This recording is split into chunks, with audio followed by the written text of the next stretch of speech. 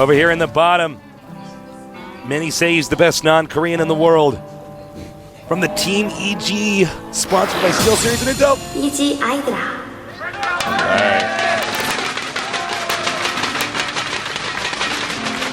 Look at that nerd go.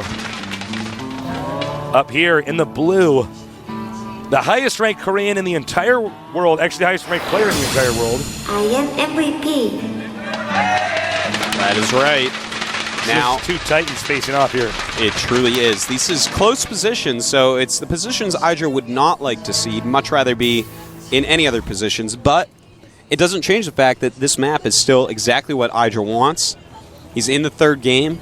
That was an important thing. Yeah. He actually expected to win blistering and lose steps. So it's going a little bit different than expected. Yeah. Well, the positions, they're not cross spots this time around. Yeah. So this is actually not as good for IdrA as it could have been. Yeah. Because it is hard for the Zerg to get the third base up. A lot of this is going to depend on how the Terran plays us out in the middle. Mid-game, I guess we'd call it. And we do have IdrA going for a hatchery first. Double barracks, by the way, for the Terran. Ooh. As you can see, he has not even scouted yet. Yeah. You know, in the last game on the Steps of War, he had a hatchery first build where he skipped the third Overlord to hold, and he barely held. Now, right. These positions are actually a similar distance to the Steps of War map, but he will not be skipping that third Overlord this time, I do believe. So it may be harder for him to actually hold this rush off. Now, we'll see. we're going to find out. Is he going to make that third over? IdrA does get the ramp to see that. There you go. Spawning pool almost done. And we have a lot of pressure building up here as the Marines are moving out. IdrA could lose this very quickly. He has some drone patrolling back and forth. You know, I'm a little bit scared about that Overlord out front, by the way. Oh, yeah, that's a good point. Yeah, this one right here. Got to be very careful about that. The drones are coming out, though. There are the drones. Don't you touch that Overlord, you devil. He's going to have to retreat that Overlord pretty quickly here, or we're going to see him fruit dealered. And one drone going down. Good micro so far by him, MVP. The creep is taking up the spot where the bunker could have been made. Spinecrawler drawing some fire. Drones trying to get back behind the Marines to block him in. Oh! Very nice so far. IdrA is holding. He's got to pull these drones back pretty quickly, though. The Spinecrawler is going to finish quite soon. And it's almost done. 90% complete. He has a good number of Zerglings so far. In fact, he's already making some additional drones. IdrA feeling very confident right now, obviously. The Zergling's going to come in from the back. Nope.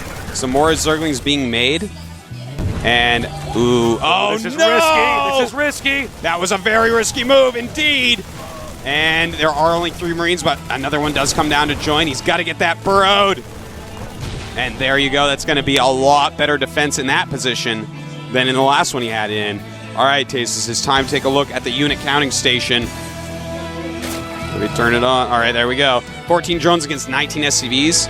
8 Zerglings against 8 Marines, but he does have that Spinecrawler. And it's time for IdrA to drone up a little bit. I'm MVP right now. Going double gas. Very similar build to what we've seen so far. No, there is room here for the Terran to go around with the Marines. Yeah, definitely. If he does see fit. If he stands behind the minerals, he does stop some mining time, but IdrA right now... it'll eventually be stopped. It's very risky. Yeah.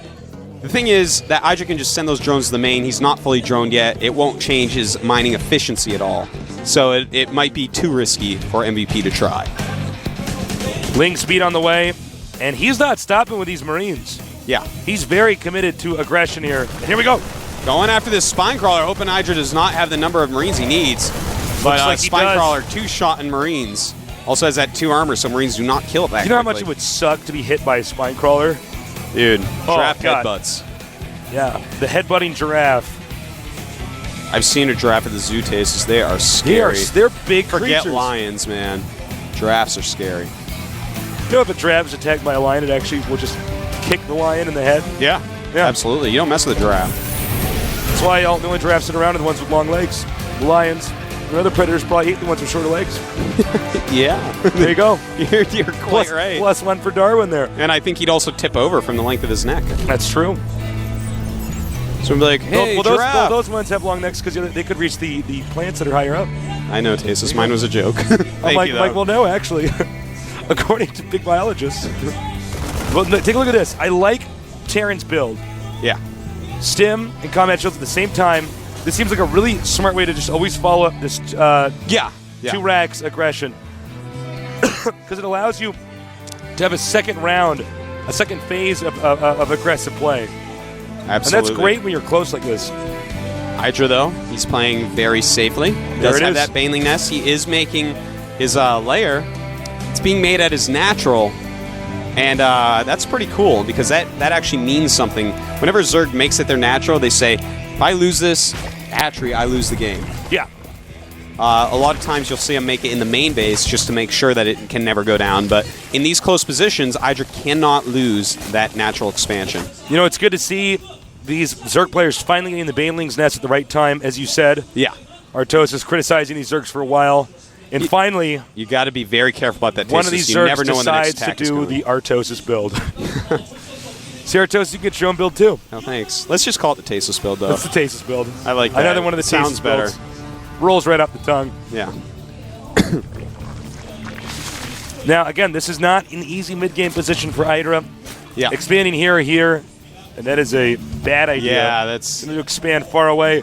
And what this also means is that late game, the Terran will probably be pushing towards the Zerg's main the entire time. Uh-oh, timing attack. This is scary. Now, IdrA does have some Banes making. Speed is being upgraded for his But if he Banelings. stims right now and goes, he's going to win this. Oh, no, Tasteless. Oh, no.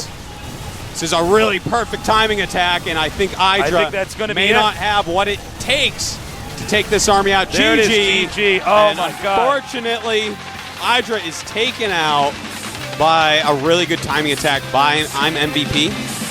I'm sure IdrA very unhappy to be booted out in the round of 32. The only non-Korean advancing will be Jinro. A frustrating loss there for IdrA. That's too bad. I mean, he did have to take on the highest ranked Korean, or I keep saying Korean player, the highest ranked player in the world. I mean, I'm sad.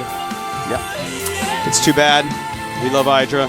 We know you hate him. Don't worry. We know. Yeah, there's some haters. He flamed you and you beat him on the ladder. I know he did. He didn't say GG in the game. Well, that's too bad. Yeah. IdrA's gone.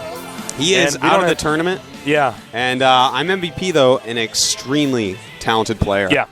Very good timing right there.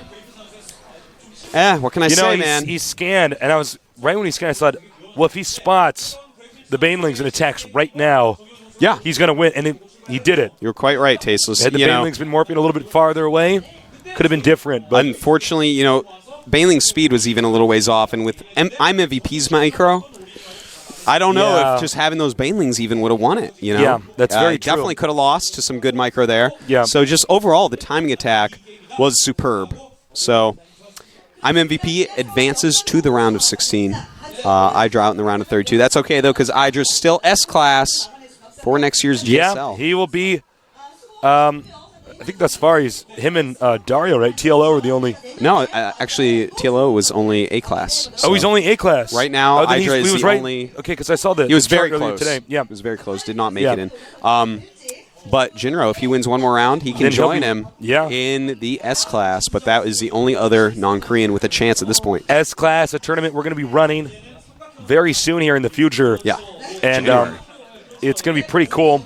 Only for the highest, or the people who have gotten the farthest, rather, in the GSLs. Yeah.